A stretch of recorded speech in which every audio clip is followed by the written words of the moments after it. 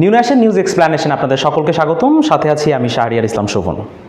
বেশ কয়েকটা সময় ধরেই আমরা আসলে খুব মোটামুটি বলা যায় যে বাংলাদেশে বিভিন্ন উন্নয়ন এবং বিভিন্ন প্রজেক্টগুলো একটি স্তম্ভির হয়ে রয়েছে, যে জায়গা থেকে আসলে আমরা ওই জায়গা থেকে বিভিন্ন ধরনের সমস্যার সমাধান করতে পারছি না। তার মধ্যে একটা বড়সড় একটা সমস্যা হলো বাংলাদেশের যানজট বা ট্রাফিক জ্যাম, যেটাকে নিয়ে আসলেই অনেক ধরনের সমস্যার সমাধানের রাস্তা খোঁজার চেষ্টা করেছেন। যেই সরকারি এসেছেন তারাই এই চেষ্টাটা করেছেন, কিন্তু বলা যায় যে আসলে ওই জায়গা থেকে আসলে মোটামুটি সকলেই আসলে ব্যর্থ। প্রশ্ন থেকে যাচ্ছে, এই যানজট নিরসনের জন্য কোন রাষ্ট্র বা কোন সরকার কোন ধরনের কার্যক্রম গ্রহণ করেছেন? আমরা যদি একটু পার্শ্ববর্তী রাষ্ট্রের কথা একটু চিন্তা করি, যেমন ধরেন ভারতে বলে রাখা ভালো, বাংলাদেশে যে ধরনের জনসংখ্যা রয়েছে তার থেকে অনেক অনেক গুণ বেশি আসলে জনসংখ্যা রয়েছে ভারতে।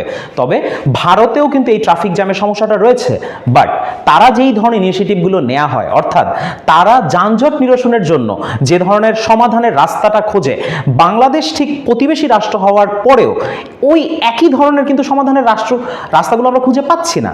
যেমন ধরুন, যানজট নিরসনের জন্য ভোগান্তি দূর করার জন্য একটা বড় সড়ক কিন্তু একটা প্রজেক্ট হলো মেট্রো রেল।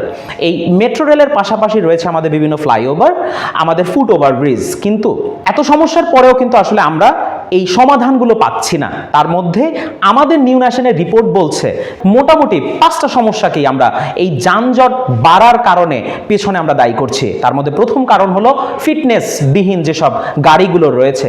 বেশিরভাগ সময় রাস্তায় অর্থাৎ রাজপথে, আমরা যদি আরও খুব স্পেসিফিকভাবে বলি তবে হলো আমাদের এই রাজধানীতে কিন্তু কিছু ফিটনেসবিহীন বাস ঘোরাফেরা করে, চলাচল করে। এই ফিটনেসবিহীন বাসগুলোর কারণে কিন্তু আসলে এই যানজটের সমস্যাটা হয়ে থাকে।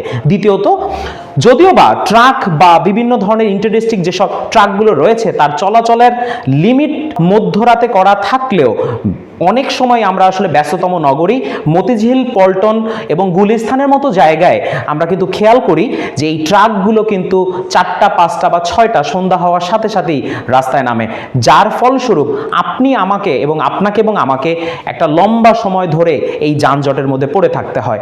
তৃতীয়ত, যে কারণগুলো আমরা খেয়াল করে দেখি সেটা হলো ডিএমপি কমিশনার থেকে বিভিন্ন ধরনের ইনিশিয়েটিভ নেওয়া হলেও, অর্থাৎ ট্রাফিক সার্জেন্টদের যে ধরনের ইনিশিয়েটিভ নেওয়া হয়ে থাকেন সেই জায়গায় আমি অবশ্যই সাধুবাদ তাদের জানাবো, কিন্তু তাদের ব্যক্তিগত যেসব কার্যক্রমের মাধ্যমে এবং তারা যেই ধরনের যানজট নিরসনের জন্য ইনিশিয়েটিভ নেয় সেটা আসলে যথোপযুক্ত নয়।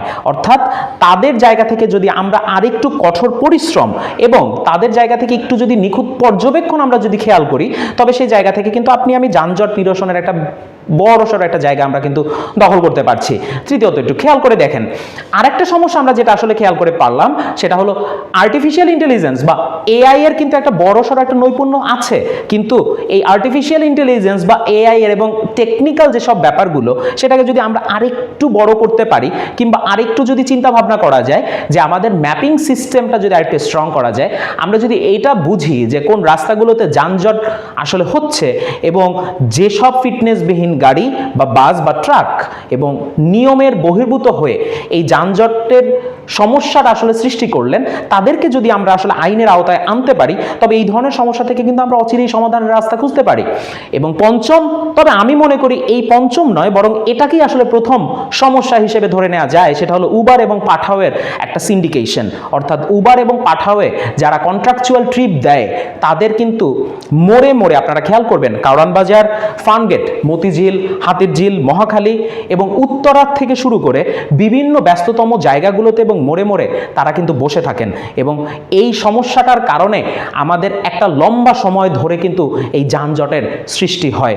নতুন সমস্যা এবং ভোগান্তির একটা আরেক নাম হলো ব্যাটারি চালিত রিক্সা, যাদের এই ফিটনেস পাওয়ার পরে তাদের নিজেদের ড্রাইভিং লাইসেন্সের জায়গা থেকে তারা নিজেরাই অনেকটাই নিজেদেরকে গুটিয়ে নিয়েছেন এবং এই ফিটনেসবিহীন গাড়িগুলো না থাকার ফলে এবং অটোরিকশার এই ব্যস্ততম নগরীতে চলাচলের কারণে বাধার সম্মুখীন হতে হয় সাধারণ মানুষ, আপনি এবং আমি। আমরা বিশ্বাস করি এই 5টি সমস্যাকে যদি সমাধানের রাস্তাগুলো আমরা খুঁজতে পারি এবং এই 5টা সমস্যাকে যদি আমরা নিরসন করতে পারি, বলে রাখা ভালো, ঢাকাই হবে আসলে বাসযোগ্য একটা নগরী।